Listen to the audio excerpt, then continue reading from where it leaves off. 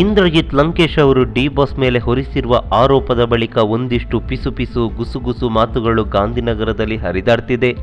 ಮಜಾ ಟಾಕೀಸ್ ಬಗ್ಗೆ ಒಂದಿಷ್ಟು ಸದ್ದು ಹಾಗೆ ಸುದ್ದಿಗಳು ಗಲ್ಲಿಯಲ್ಲೂ ಕೇಳಿಬರ್ತಿದೆ.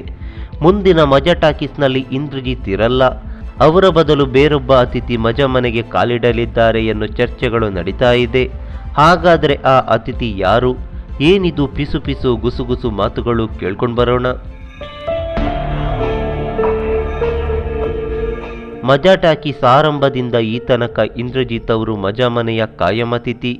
ಕಾರ್ಯಕ್ರಮ ರೂವಾರಿ ಸೃಜನ್ ಲೋಕೇಶ್ ದರ್ಶನ್ ಅವರಿಗೆ ತುಂಬಾನೇ ಆತ್ಮೀಯರು. ಹಾಗೆ ಸೃಜನ್ ಅವರ ಪ್ರತಿ ಸಿನಿಮಾಗೂ ದರ್ಶನ್ ಅವರೇ ಪ್ರಚಾರ ಮಾಡ್ತಾರೆ. ಹಾಗೆ ಅಲ್ಲಿ ಇಲ್ಲಿ ಎಂದು ಜೊತೆಗೆ ಸುತ್ತಾಡ್ತಾರೆ.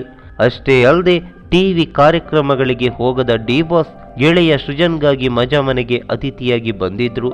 ಇಷ್ಟೆಲ್ಲ ಆತ್ಮೀಯತೆ ಇರುವಾಗ, ತನ್ನ ಗೆಳೆಯ ದರ್ಶನ್ ಬಗ್ಗೆ ಇಂದ್ರಜಿತ್ ಇಷ್ಟೆಲ್ಲ ಆರೋಪ ಮಾಡುವಾಗ, ತೇಜೋವಧೆಯನ್ನು ನಡೆಸ್ತಿರುವಾಗ ಸೃಜನ್ ಸುಮ್ಮನೆ ಇರ್ತಾರ? ಹೀಗಾಗಿ ಇಂದ್ರಜಿತ್ ಅನ್ನು ಮಜಾ ಮನೆಯಿಂದ ಕಿಕ್ಔಟ್ ಮಾಡ್ತಾರೆ ಎನ್ನುವ ಸುದ್ದಿಯೊಂದು ಗಾಂಧಿನಗರದಲ್ಲಿ ಹರಿದಾಡ್ತಿದೆ.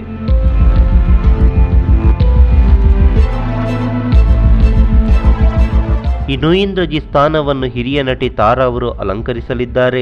ಈಗಾಗಲೇ ಸೃಜನ್ ತಾರಾ ಕಾಂಬಿನೇಷನ್ನಲ್ಲಿ ರಾಜಾರಾಣಿ ಕಾರ್ಯಕ್ರಮ ನಡೆಯುತ್ತಿದ್ದು ಎಲ್ರಿಗೂ ಇದು ಇಷ್ಟವಾಗಿದೆ.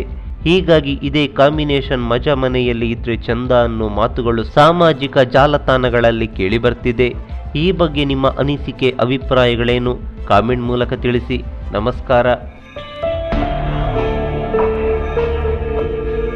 ಈ ಮಾಹಿತಿ ನಿಮಗೆ ಇಷ್ಟವಾಗಿದ್ದರೆ ಲೈಕ್ ಮಾಡಿ, ಶೇರ್ ಮಾಡಿ, ಹಾಗೆ ನಮ್ಮ ಕೋಸ್ಟಲ್ ಕನ್ನಡ ಯೂಟ್ಯೂಬ್ ಚಾನಲ್ಗೆ ಸಬ್ಸ್ಕ್ರೈಬ್ ಮಾಡಿ.